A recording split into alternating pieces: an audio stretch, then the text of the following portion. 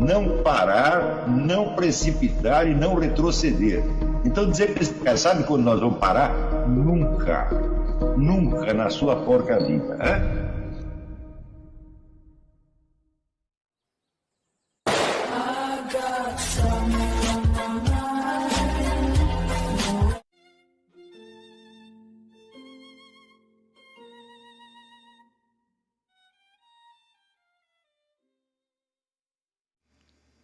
E aí pessoal, tranquilo? Então vem aqui antes do vídeo começar, pedir para vocês se inscreverem, quem não for inscrito, compartilhar, curtir, comentar. Quem puder seja membro do canal, que isso ajuda bastante. Tem também o link do Apoia-se. Quem puder ajudar nosso canal e apoiar financeiramente vai ser muito bem-vindo. Mas o mais importante é transmitir o conteúdo e os conhecimentos do professor Olavo de Carvalho para mais e mais brasileiros. Então compartilhe e ajude aí nossa causa. Muito obrigado a todos os membros, apoiadores do canal. Fico muito feliz. Tenho certeza que a gente está no caminho certo. Então fiquem com o vídeo e até mais. Valeu! Se a experiência fosse o único critério admissível, tá certo? Então, Francis Bacon não poderia ter dito nem isso. Porque não há nenhuma experiência que confirme que a experiência é o juiz supremo do conhecimento.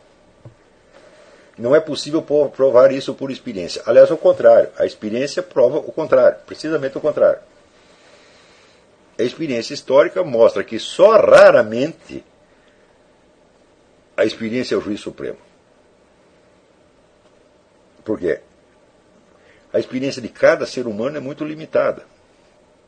E sem, vamos dizer, a experiência transmitida, quer dizer, sem a herança cultural, nós não podemos sequer começar a pensar. Agora, como é que eu vou pegar toda a herança cultural e dizer, agora aqui eu não vou acreditar em mais nada, só vou acreditar naquilo que eu conheço por experiência? Eu digo, então, você vai voltar ao nível do homem de Neandertal, meu filho, porque dali para diante houve tanta experiência, que você jamais poderá refazer, que ou você confia nesse legado ou você não vai sair do lugar. E isso que eu estou dizendo é uma coisa tão óbvia, que Aristóteles jamais poria isso em dúvida. Aristóteles sabia que existem várias fontes do conhecimento e que, vamos dizer, embora sendo de confiabilidade diferente, né, todas elas são necessárias.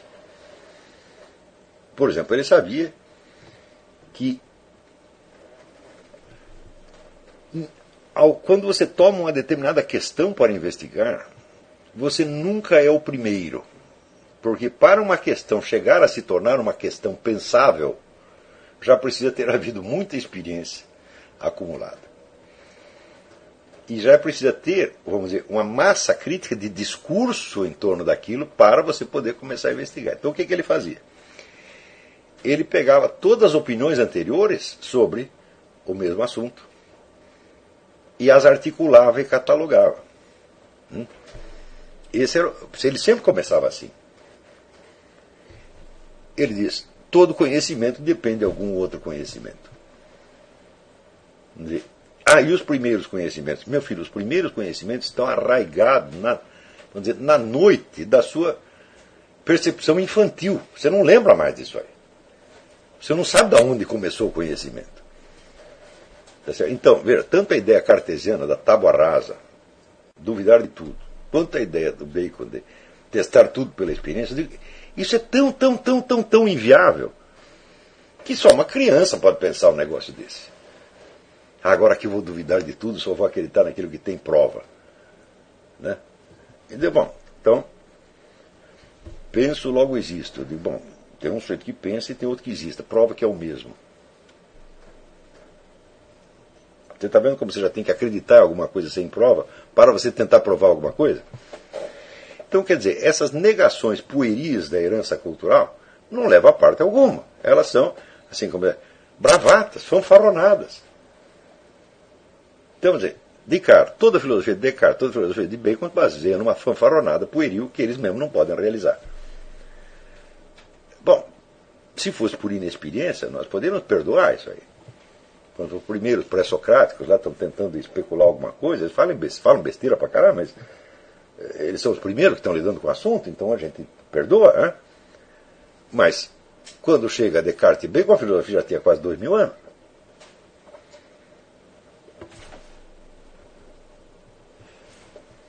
Como é possível? Aristóteles é 400 anos antes de Cristo. Então, como é que o sujeito acredita numa besteira dessa, que você só pode acreditar naquilo que tem prova? Quando você, para obter a prova de uma coisa, você precisa acreditar em milhões de outras sem provas. Né? A começar pelo fato de que você está raciocinando uma determinada língua, que não foi você que inventou. E você sabe exatamente a conexão entre as palavras dessa língua e a realidade? Não sabe. Então você está tateando, você está indo no escuro.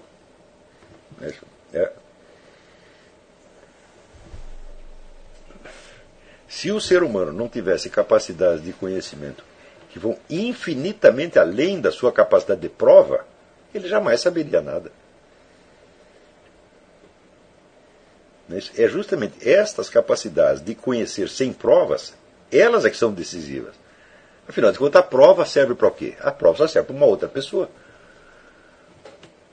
Aquilo que você viu com seus próprios olhos, por exemplo, você viu um sujeito matar o outro. Você foi a única testemunha do crime. Como é que você vai provar isso aí? Você não tem a prova por quê? Porque você é a prova. Você é um elemento de prova. Não é isso? Agora, se você colocar em dúvida para você mesmo o seu próprio testemunho e exigir de você mesmo uma prova, você não pode dá-la. Então, se você começa por exigir prova, você trava o mecanismo da própria prova. Sempre se prova uma coisa a partir de outra que já está provada ou que é auto-evidente. Se você exige prova de tudo, paralisou na mesma hora. Do mesmo modo, a experiência. Qualquer experiência que você tenha depende de todo o conhecimento acumulado que você tem.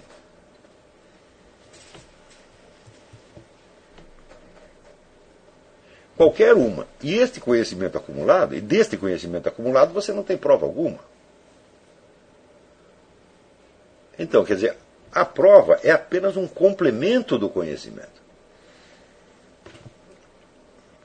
E, se você exige provas de tudo, você está fazendo uma coisa tão anormal, tão louca, que eu acho que seria motivo suficiente para internação.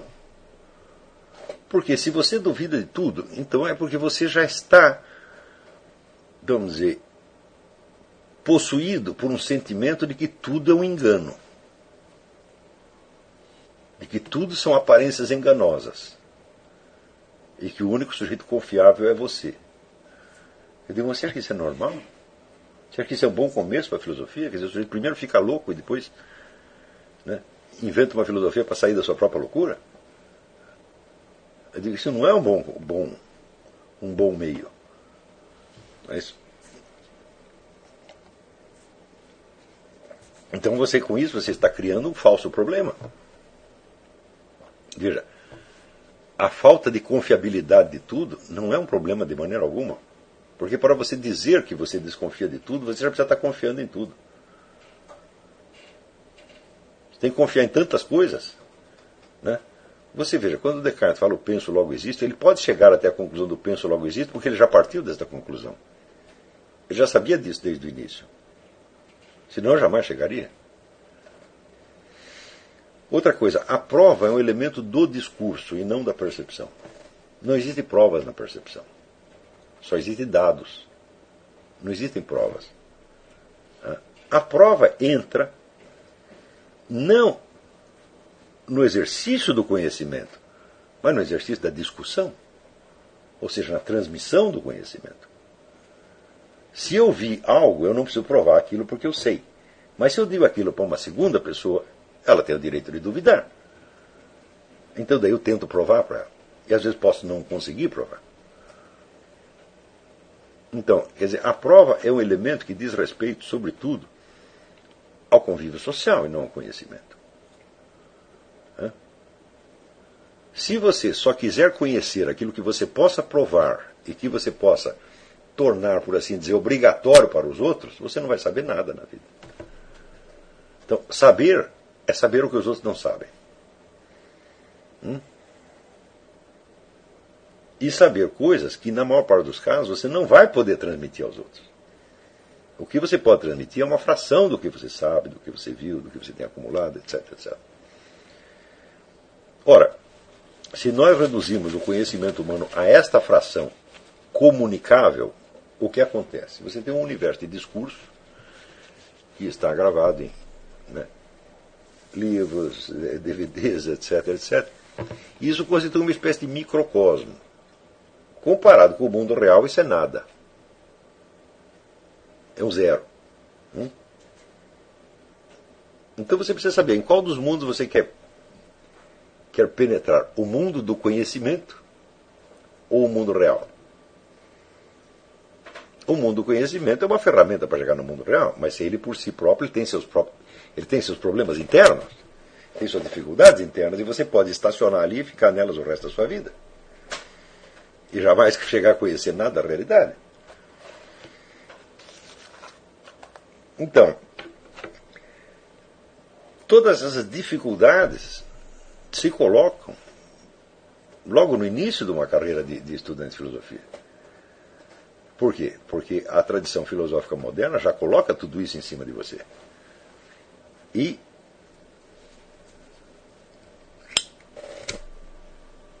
quando você vai ler Platão e Aristóteles, você já lê com os olhos dos seus intérpretes modernos, que podem criar tanta confusão ali em cima, mas tanta. Primeira dificuldade: o intérprete moderno está interessado em filosofia de Platão e filosofia de Aristóteles, e não na realidade que Platão e Aristóteles examinaram. Filosofia de Platão e filosofia de Aristóteles são objetos de investigação. Né? Olha, Platão nunca estudou filosofia de Platão e Aristóteles nunca estudou filosofia de Aristóteles. Eles estudaram assim a composição do Estado, a natureza da percepção, a estrutura da realidade, né, e mil outros assuntos. Eles jamais estudaram sua própria filosofia. Agora, se ela própria se torna objeto do seu conhecimento, fala, bom, então a filosofia de Platão e de Aristóteles, por mais completa que ela seja, ela não pode ter abarcado toda a realidade que eles conheciam. Ela é constituída apenas de fragmentos. Então quer dizer que ela sozinha, tomada como conjunto, sem a realidade da qual ela partiu, ela não vai fazer sentido jamais. Ela não completa nada. E você fica ali o resto da vida levantando problemas sobre a coerência e a integridade da filosofia de Platão e Aristóteles e jamais chega a resolver. E não tem solução a essas coisas.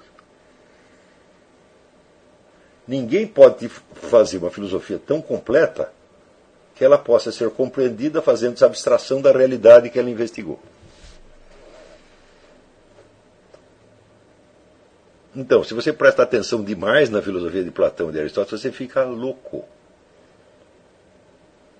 Porque o negócio não é estudar a filosofia de Platão e Aristóteles, é estudar a realidade usando as dicas que Platão e Aristóteles te deram. É só isto. Nenhum filósofo pretende ser completo. Completo é só o universo real. Na verdade, completo é só Deus, nem o universo é completo. Então, por exemplo, você vê, durante o século XX inteiro houve um debate assim. A filosofia de Aristóteles ela é coerente, ela tem unidade desde o começo, ou Aristóteles mudou de ideia e passou por etapas? Sabe qual é a conclusão que chegaram até hoje? Nenhuma. Nem vão chegar. Porque você olhando de um jeito, parece de um certo modo. Se olhando de outro jeito, parece de outro modo.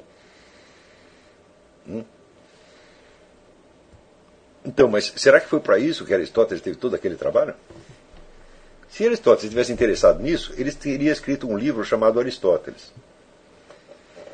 Ou outro livro chamado O Pensamento de Aristóteles. Ele nunca escreveu isso. Ele escreveu sobre os meteoros, sobre a física, né, sobre a política, sobre a moral, não é isso? Sobre o conhecimento, mas nunca escreveu sobre a filosofia de Aristóteles. Então, é claro, a filosofia de Aristóteles não pode ser o objeto do nosso estudo. Nunca.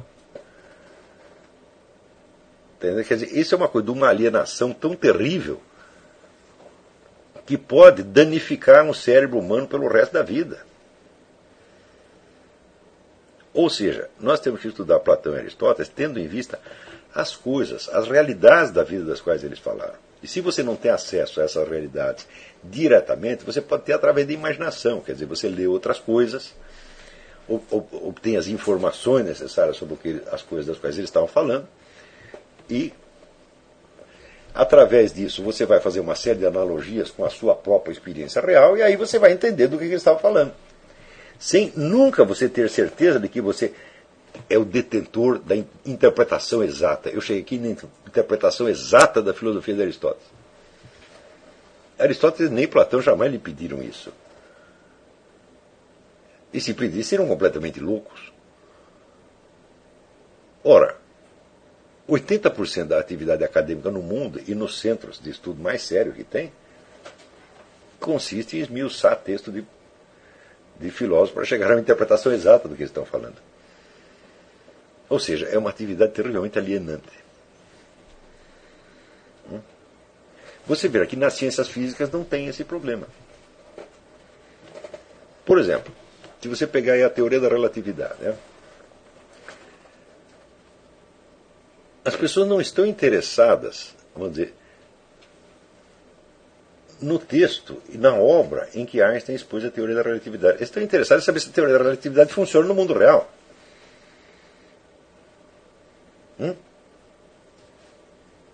Não é isso? Então, você vê, se você pegar a totalidade dos físicos que existem no mundo, quantos desses físicos estudaram a teoria da relatividade no original de Einstein? Só 2 ou 3. A maioria estudou de segunda, ou terceira ou quarta mão. Porque eles não estão interessados, vamos dizer, na precisa interpretação do texto, mas na sua aplicação ao mundo real. Eu digo, mas em filosofia deveria ser a mesma coisa. Porque a filosofia também está falando do mundo real.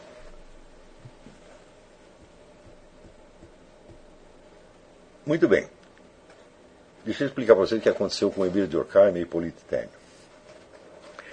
Hippolyte Taine é um dos grandes historiadores, maiores historiadores de todos os tempos. O livro dele, Origens da França Contemporânea, para mim é um modelo de como se escreve história. Um modelo. Raríssimas pessoas conseguiram entender, é uma história da Revolução Francesa, conseguiram entender a Revolução Francesa nos seus mecanismos interiores tão bem quanto Taine. Hoje se sabe muito mais do que ele sabia, claro, certo? Mas se sabe, em parte, graças a ele.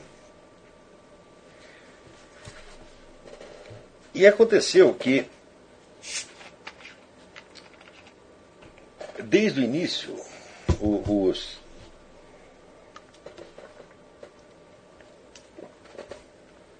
os admiradores da Revolução Francesa não gostaram muito desse livro.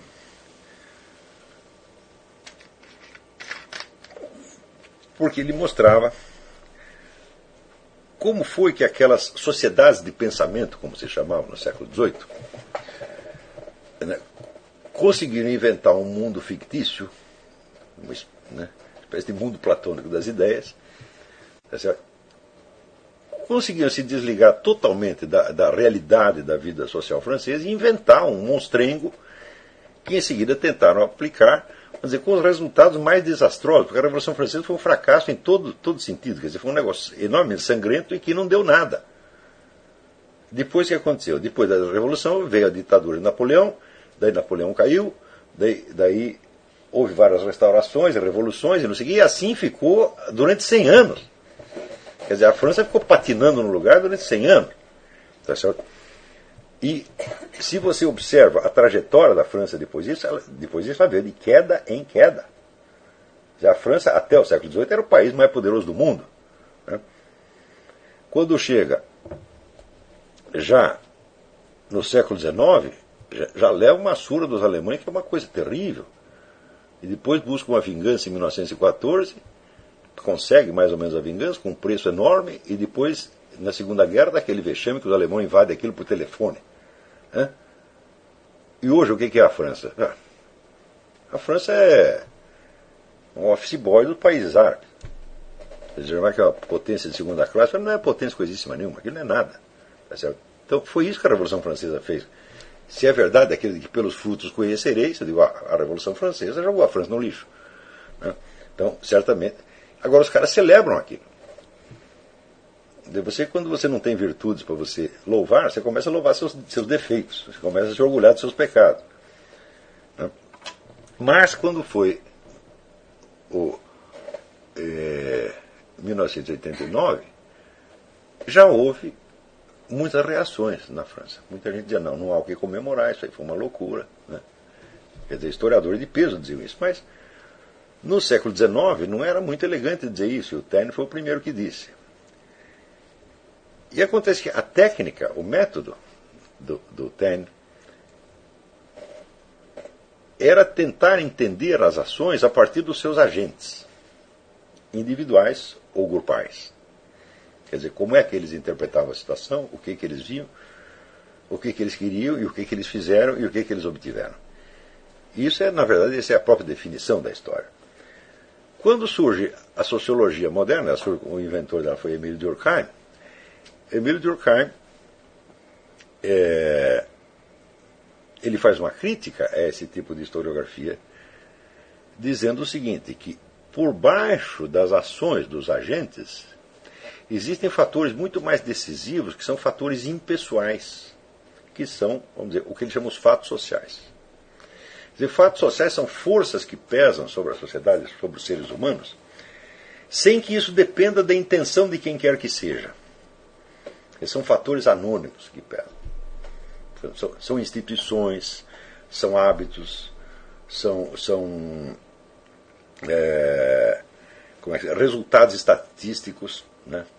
Totalidades estatísticas que pesam, etc, etc. E ele então cria uma ciência para estudar estas coisas. Entendeu? Muito bem.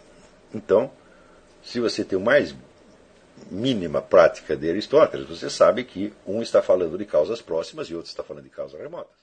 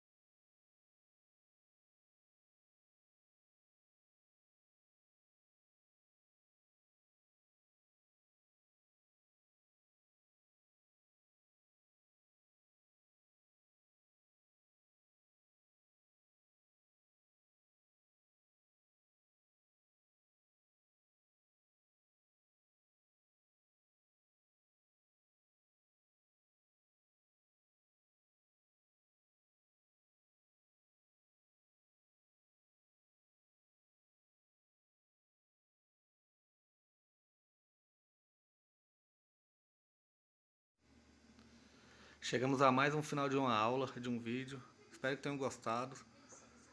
Quem não se inscreveu ainda, se inscreva, compartilhe, comente. Ajude o nosso canal, apoie, seja membro. E ajude o nosso canal a chegar a cada dia a mais brasileiros que precisam muito do conhecimento do professor Olavo de Carvalho. Então é isso aí, fique com Deus, até o próximo. Valeu! Então é isso aí, pessoal. Que é o nosso canal. Que são alguns livros que eu já li. A maioria foi doação, mas alguns eu adquiri, professor Olavo de Carvalho. Alguns livros se perderam aí que eu emprestei, professor Alexandre Costa, a Bíblia Sagrada. 10 lições sobre Karl Marx. Indico a não ler esse livro, que é muito ruim mesmo. Alguns pensadores aqui que realmente, como o professor Olavo de Carvalho disse, não são pensadores. Valeu, tamo junto aí. Apoie nosso canal, seja membro.